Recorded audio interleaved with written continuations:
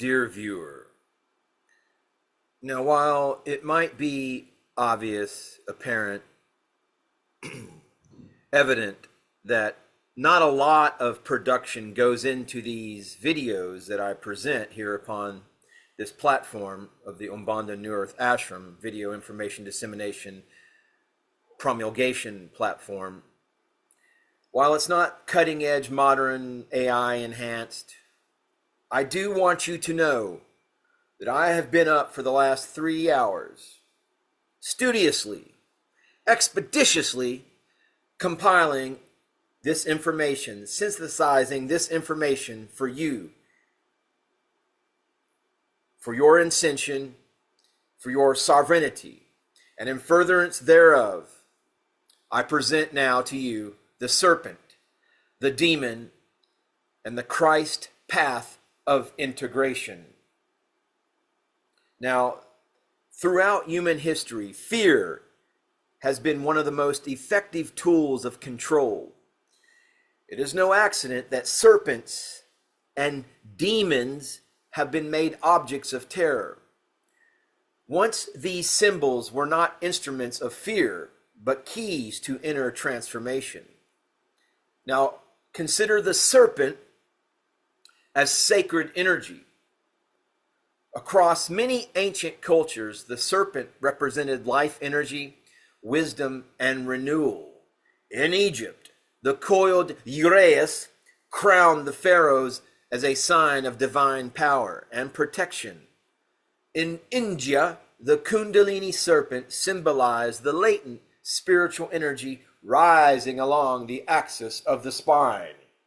In the Americas, Quetzalcoatl embodied wisdom and the cyclical nature of creation. Now, the ruling classes of the demiurge, the deep state cabal, those who sought to consolidate power through fear and ignorance, reversed these symbols.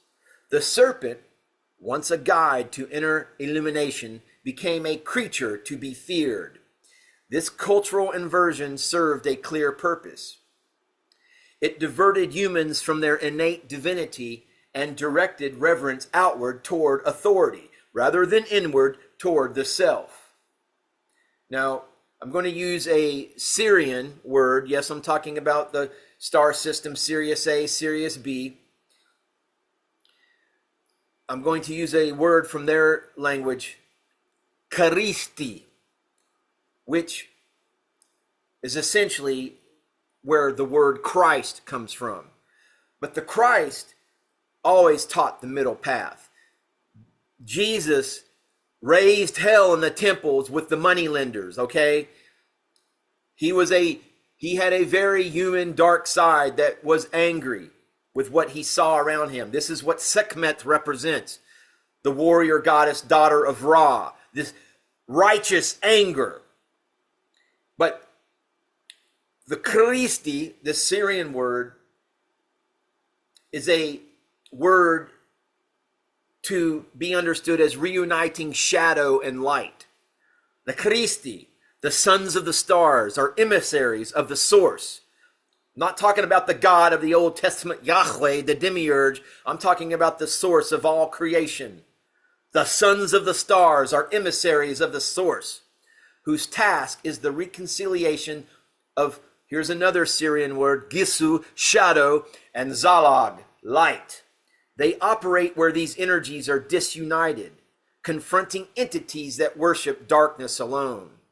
And in this third dimensional reality, we are full up to our patience with entities that solely worship the darkness, which can be understood as ignorance, the promulgation of ignorance, which is darkness. And they operate, these beings, purely within darkness. Now, this work is not symbolic escape, but conscious transmutation. True enlightenment requires descending into the realm of shadow to reclaim its lost energy and unite it with the light. The serpents of legend, therefore, are also symbolic representations of these dual forces.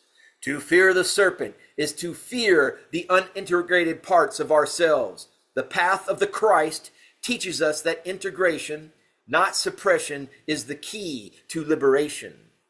Now, the word demon, it comes from the Greek word daemon. The modern conception of demon as purely malevolent is a distortion of the ancient Greek word daemon. In classical Greek, a daemon was a spiritual intermediary, a guiding intelligence, or a divine spark within a person. Now, Socrates spoke of his daemonium, an inner voice that warned him against error. Holy guardian angel, it's the same concept. Daemons were not evil. They were agents of conscious inspiration and personal guidance.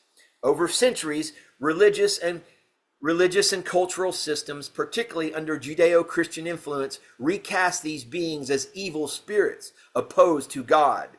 This inversion served the same purpose as the fear of serpents. It externalized power, creating dependence on authority for salvation and safety. Thus, when ancient texts speak of confronting demons, they describe the inner work of confronting and integrating forces of consciousness, not literal monsters. The fear imposed by modern interpretations is an inherited tool of control, masking the true path of spiritual evolution.